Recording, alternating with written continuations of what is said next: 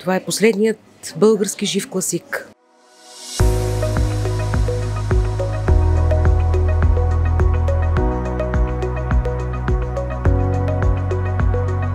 Здравейте, тук сме на работното място на Анастасия Гешева, където всъщност се представя книгата на Недялко Славов, илюзионистът. Интересът е голям, така че очаквам подобаващ прием и така с голяма радост, защото го харесват много. Беше разтърсващо изживяване да прочета нещо толкова в стила на Недялко, защото неговите романи винаги са човешки, винаги се въртят около съвременния свят. Илюзионистът е по-различна книга. Бих казал, че е една идея по-философска, доста дълбока. Искаш да вникнеш, искаш да разбереш, ма това защо сега е така?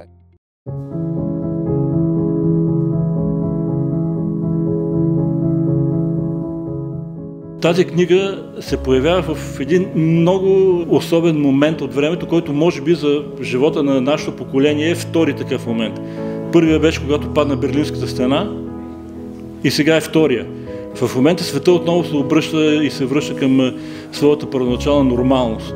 При всичките тези времена, особено напоследъка, отново много настойчиво в нашия живот нахлу един човек, който високо размахва пръста и непрекъснато ни назидава. Прескача от тяло в тяло и от поколение в поколение и се оказа, че този хитрец е винаги на върха на хранителната верига. Едни и същи сили, деструктивни, работят по различен начин в различни епохи спрямо контекста на съответната епоха.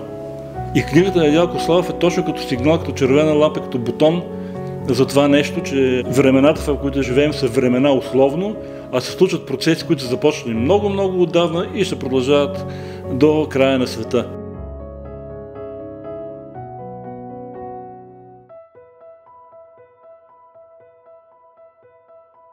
Какво смяташ, че представлява Недялко Славов в съвременната ни българска литература?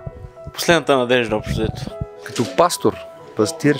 Безспорното е явление в съвременната българска литература. Недялко Славов трябва да се изучава в училищата, трябва да се изучава в университетите.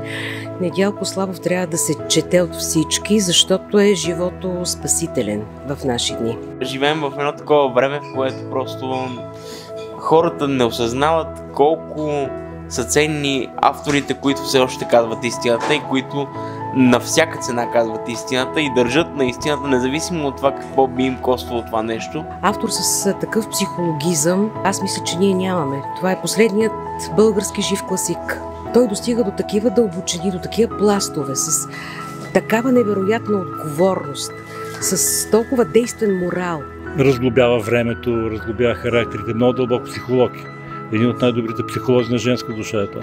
Неговата белетристика, неговата проза, тя е оразмерена като в духа на музикалните форми. Тя прилича на музика, на повърхността интуитивна, инстинктивна, но в дълбочина е структурирана като кристална решетка, като математическа структура.